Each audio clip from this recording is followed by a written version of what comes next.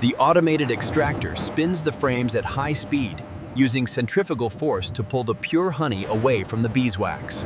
Levels are holding steady at 98% purity. Good. Let's maintain the flow rate for the next cycle.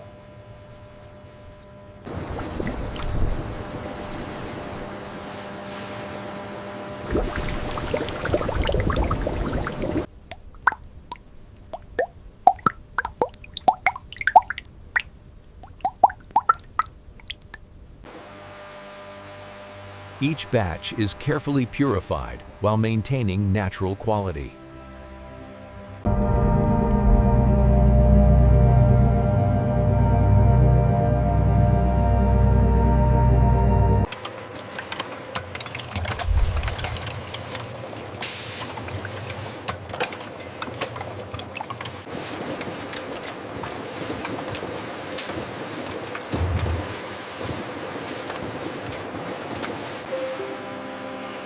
Every jar is checked to ensure purity and quality.